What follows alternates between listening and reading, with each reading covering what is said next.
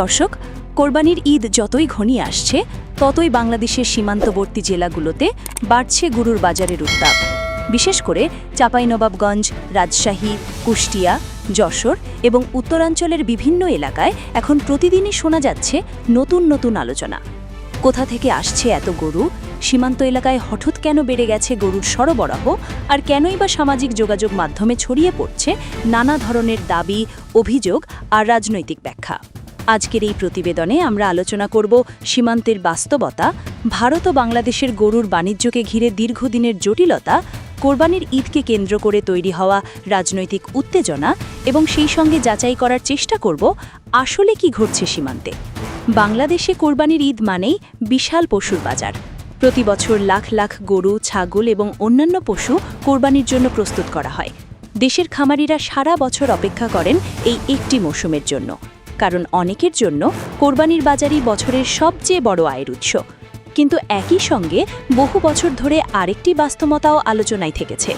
ভারতীয় গরু বাংলাদেশে প্রবেশ ছিল অনেক বেশি দৃশ্যমান।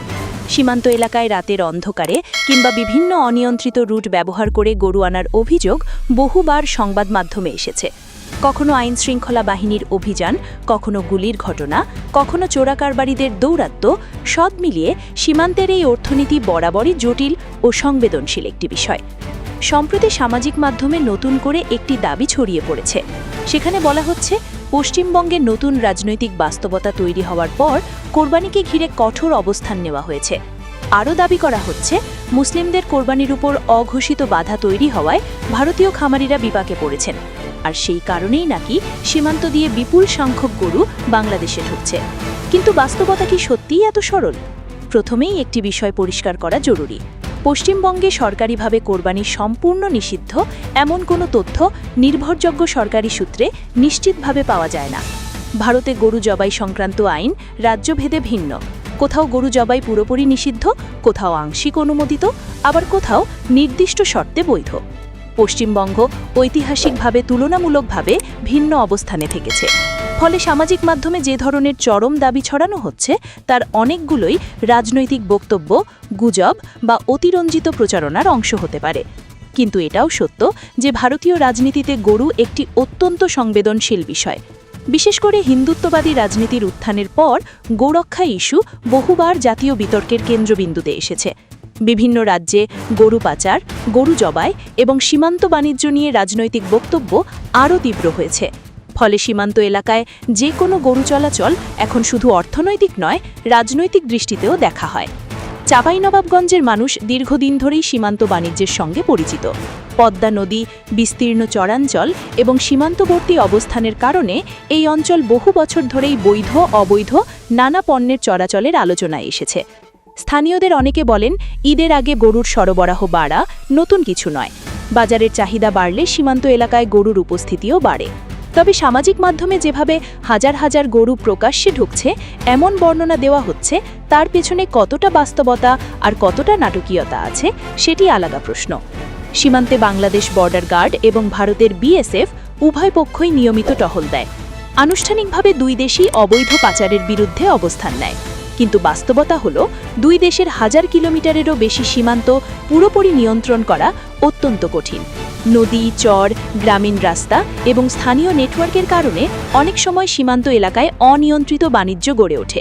এটি শুধু গরু নয়, বিভিন্ন সময়ে সার, পেঁয়াজ, চিনি, মাদক কিংবা অন্য পণ্য নিয়েও দেখা গেছে। ভারতের কিছু রাজনৈতিক দল দীর্ঘদিন ধরে বাংলাদেশ সীমান্তকে নিরাপত্তা ইস্যু হিসেবে তুলে ধরেছে। কখনো বলা হয়েছে অনুপ্রবেশের কথা, কখনো গরু পাচার, কখনো সীমান্ত অপরাধ। আবার বাংলাদেশের অভ্যন্তরেও ভারত বিরোধী আবেগকে কেন্দ্র করে রাজনৈতিক বক্তব্য তৈরি হয়েছে।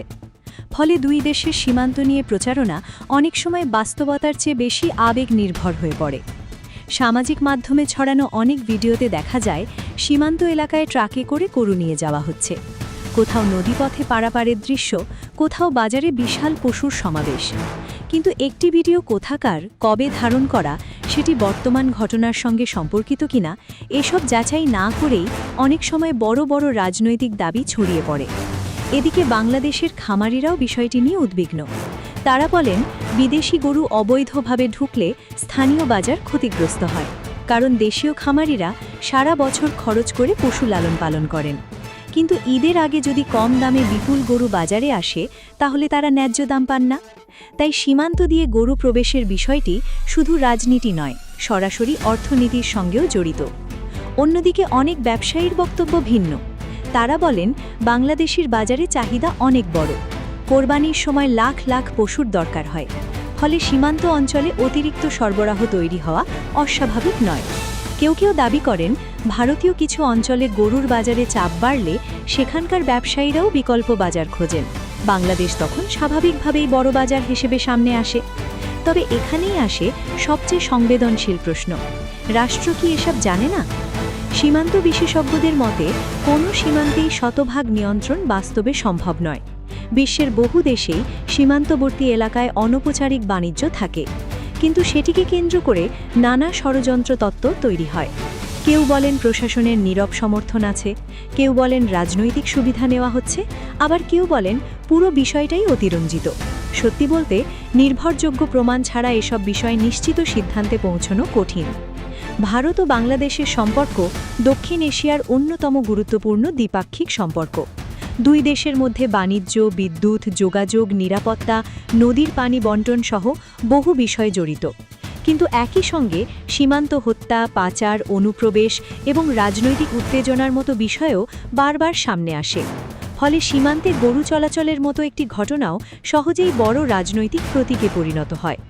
বাংলাদেশের সামাজিক মাধ্যমে এখন অনেকেই প্রশ্ন তুলছেন, যদি ভারত এত কঠোর অবস্থানে থাকে তাহলে সীমান্ত দিয়ে গরু আসে কিভাবে? আবার ভারতের কিছু মহলে প্রশ্ন উঠছে, যদি পাচার হয় তাহলে সেটি বন্ধ করা যাচ্ছে কেন? এই প্রশ্নগুলোর সহজ উত্তর নেই, কারণ সীমান্ত রাজনীতি শুধু আইন বা নিরাপত্তা দিয়ে পরিচালিত হয় না। এর সঙ্গে জড়িয়ে থাকে স্থানীয় অর্থনীতি, রাজনৈতিক প্রভাব, প্রশাসনিক সক্ষমতা এবং বহু বছরের সামাজিক সম্পর্ক। সীমান্তের দুই পাশের মানুষ অনেক ক্ষেত্রেই একই ভাষা কথা বলে, একই সংস্কৃতি অনুসরণ করে, আত্মীয়তার সম্পর্কও রয়েছে। ফলে সীমান্তকে কাগজে যেমন কঠিন দেখা যায়, বাস্তবে ততটা বিচ্ছিন্ন নয়। এদিকে পশ্চিমবঙ্গের রাজনীতি নিয়েও চলছে তীব্র আলোচনা। ভারতীয় রাজনীতিতে ধর্মীয় মেরুকরণ নতুন বিষয় নয়। নির্বাচন ঘিরে বহুবার গরু, ধর্ম, মন্দির, মসজিদ এবং পরিচয়ের রাজনীতি সামনে এসেছে। ফলে কোরবানি বা গরু নিয়ে কোনো বক্তব্য খুব দ্রুত ভাইরাল হয়ে যায়। সামাজিক মাধ্যমে অনেক সময় নেতাদের বক্তব্য আংশিক কেটে ছড়ানো হয়, কখনো পুরনো ভিডিও নতুন ঘটনার সঙ্গে জুড়ে দেওয়া হয়। এতে বিভ্রান্তি আরও বাড়ে।